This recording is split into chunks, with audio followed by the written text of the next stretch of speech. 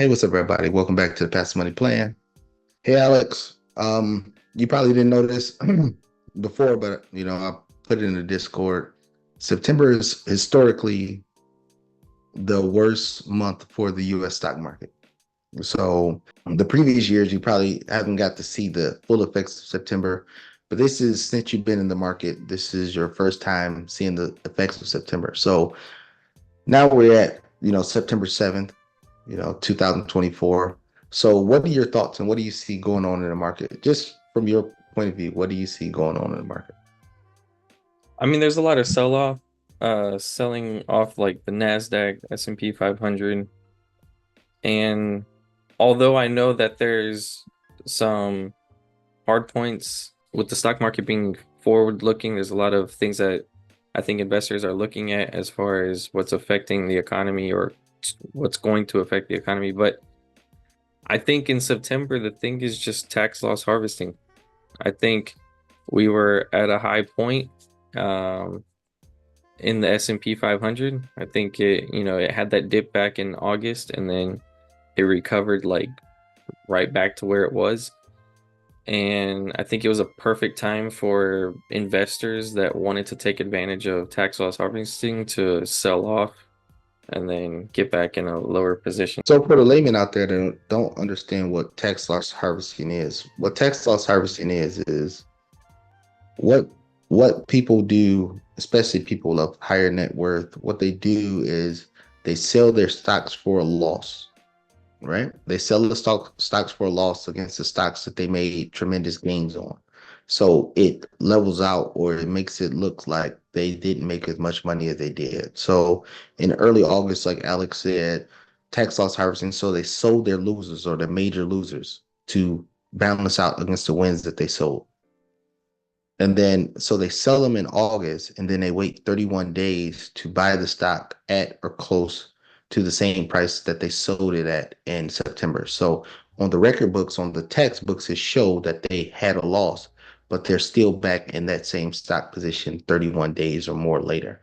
The key is 31 days or more because if you buy it before 31 days, then you still get the cost basis that you had before. But if you wait 31 days, then you have the new cost basis at the lower price, and it still books you as a loss on that stock for the year. And then you can take that loss on the stock for the year against the winnings that you had to make it look like your gain was a lot less to pay less taxes. That's what tax loss harvesting is.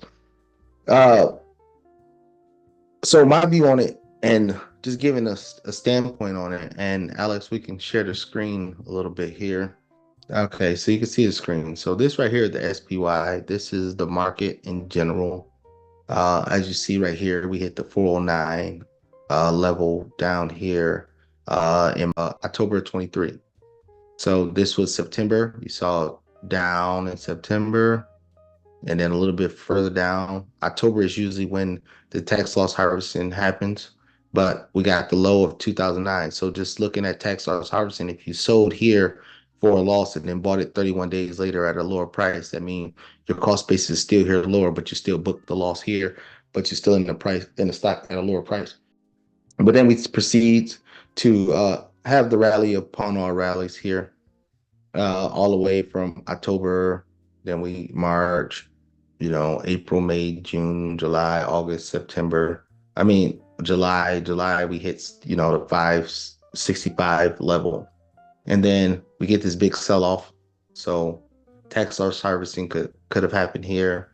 And then now we're in September where it's the lowest, I mean, usually historically the worst time on the market. All right. And then now you see here, and then you see the arrows that I have here. Only thing this is the 8-day EMA crossing below the 21-day EMA. That's what moving averages I use, exponential moving averages. And it's just let me know that whenever the 8-day cross below the 21-day EMA, the stock usually go down because as you see the arrow here across here, down. You see across here, went down.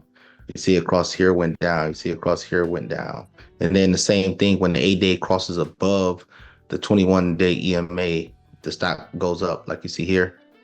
Like you see here, cross here for a second, but then cross back down and went down. But you see the 8-day cross over the 21, and then we just had this rally until it crossed down here, and then it crossed back up here, and then we had this rally. So just for people wondering what those arrows and the different lines mean, 8 day or 7 day and 21 day exponential moving average, not eight, sorry.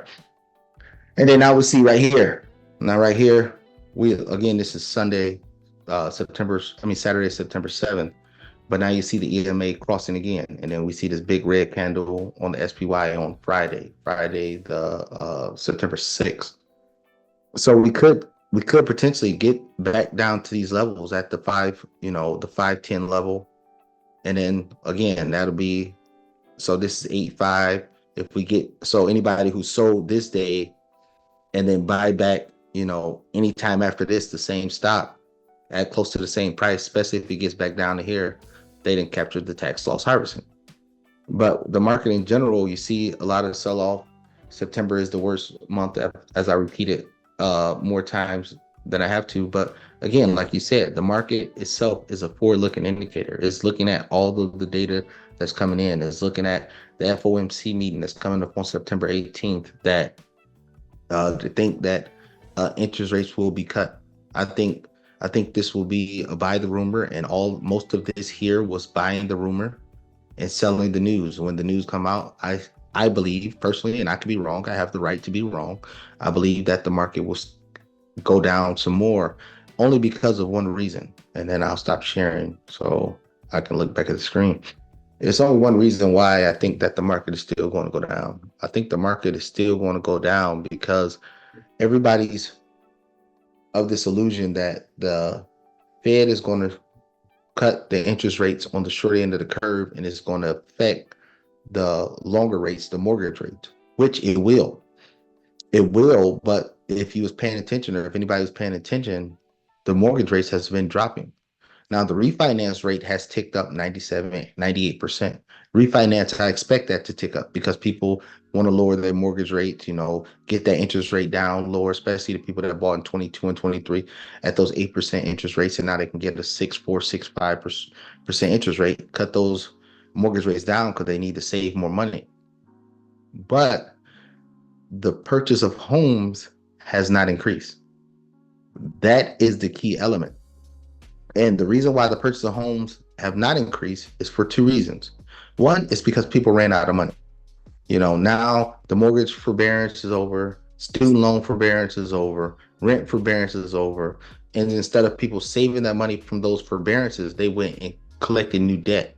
So now they collect the new debt to add on to, the rent that they had in arrears, the student loans they had in arrears, and things like that.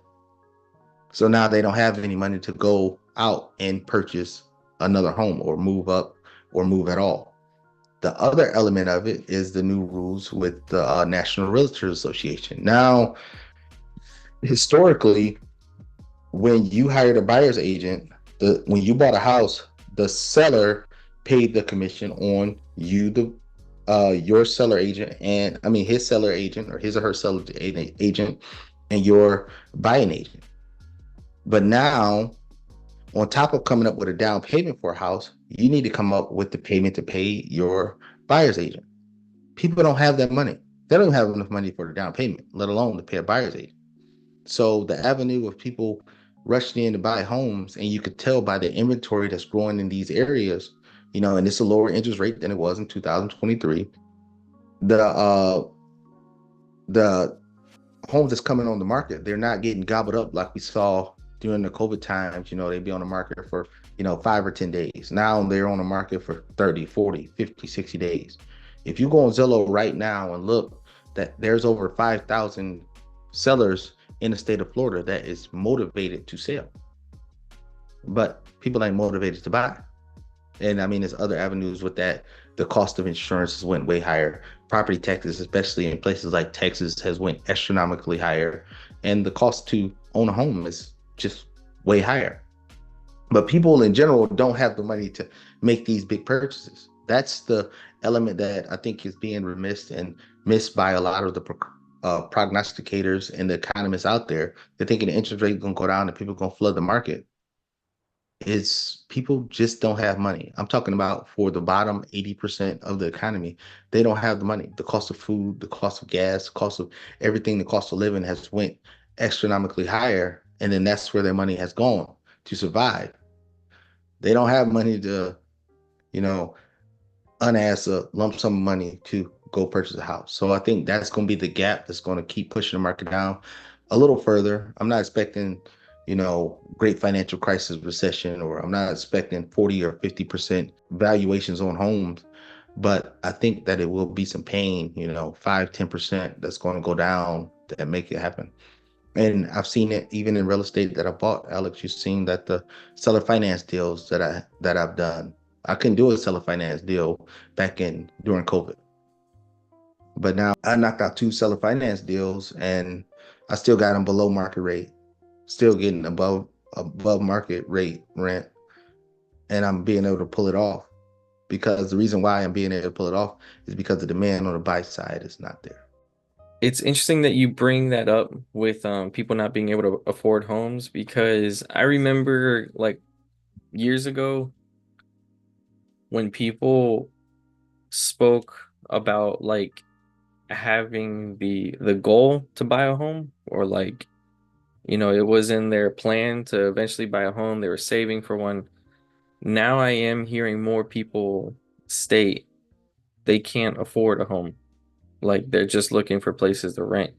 So it's interesting that you brought that up because I'm seeing that now with a lot of people, and it makes you wonder. I don't think I think there will be opportunities, but I don't think that people will know that there's opportunities out there to present that, that ability for them to go and buy a home or whatever. I think people are now like kind of programmed to think this way that, okay, well, that was before, you know, just the negative way that people always think like, oh, I'll never be able to buy a home again. That's what I'm literally hearing is people say, they can't do this, they're unable to, rather than coming up with another plan to figure out how they can go around and do that.